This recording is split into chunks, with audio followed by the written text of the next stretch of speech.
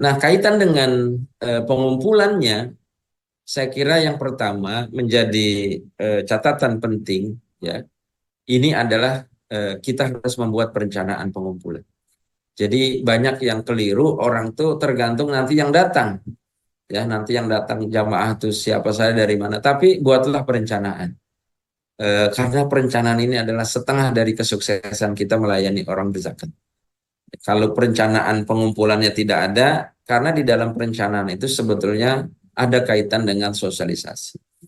Kita akan menyampaikan sosialisasi kepada jamaah, bisa medianya macam-macam. Ada spanduk, ya, ada apa namanya sebaran, kemudian di masjid-masjid ada majalah dinding gitu ya, ada info pengumuman dan lain sebagainya.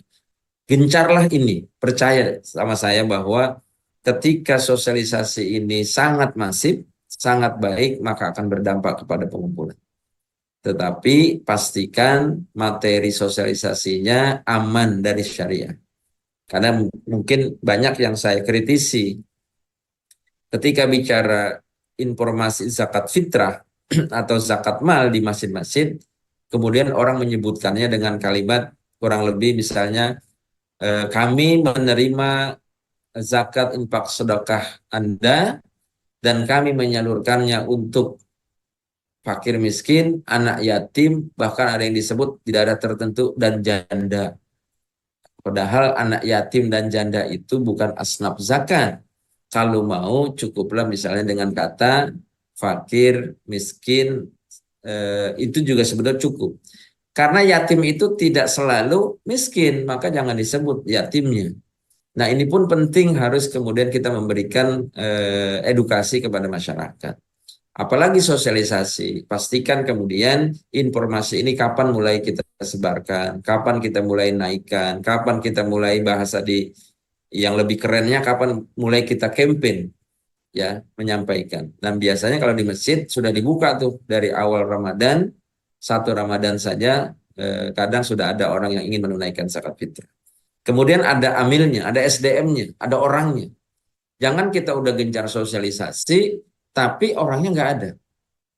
Adanya itu nanti malam, ya, setelah taraweh. Itu pun kemudian terlambat.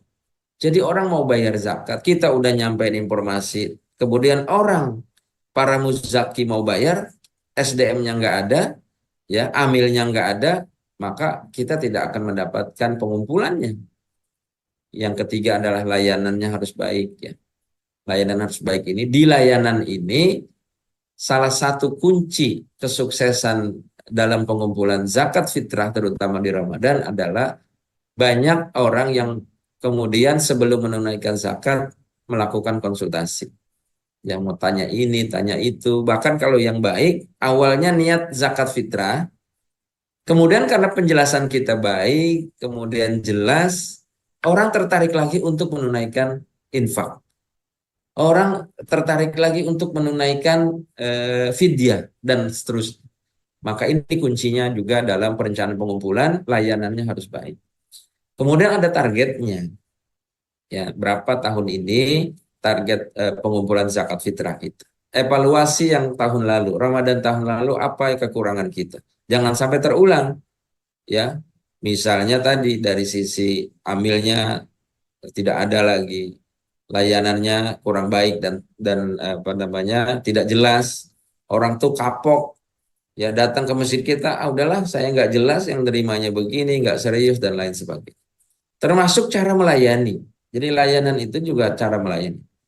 Nah, kalau ada tempat space yang baik, menurut saya itu penting bisa dikhususkan dari sisi layanan kita di masjid.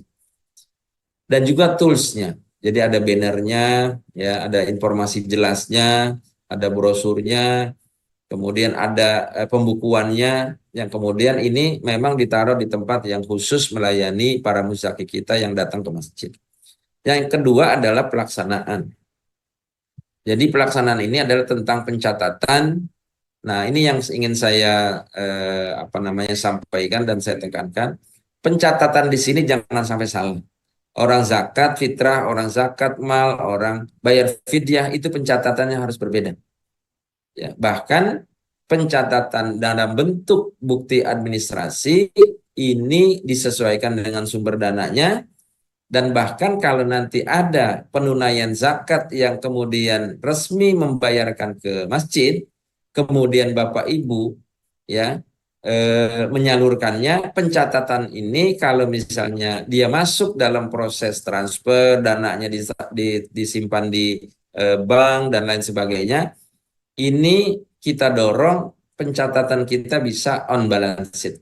Jadi banyak data-data laporan masjid yang kita sebut selama ini adalah off balance sheet. Orang bayar, kemudian ya sudah langsung disalurkan. Kalau bisa ini ada proses yang kemudian bisa kita catatkan sebagai transaksi atau on balance sheet di tempat-tempat kita. Kemudian ada akad, ya akadnya kalau dia zakat fitrah, ya kita sebutkan atau kita pandu muzaki ini zakatnya untuk siapa. Ada doanya dan juga info batas waktu penunaian. Masjid ini kapan menerima terakhir zakat fitrah? Itu juga perlu disosialisasikan ke jamaah. Misalnya tutup malam takbiran jam 9. Nah itu. Atau jam 5 sore sudah tutup hari puasa terakhir. Misalnya karena banyaknya beras yang diterima, kemudian ada dana yang diterima, dan ini butuh waktu yang kita salurkan, maka sore-sore saja sudah ditutup. Tapi memang intinya kita harus bisa memberikan informasi kepada masyarakat. Kemudian yang ketiga adalah pelaporan dan pertanggungjawaban. Jadi ini penting, semua yang kita terima, semua yang kita kelola, ini harus dilaporkan, harus membuat pelaporan kepada masyarakat, kepada Basnas setempat, sehingga nanti bisa dipertanggungjawabkanlah kelolaan dari zakat fitrah ini di masjid-masjid kita.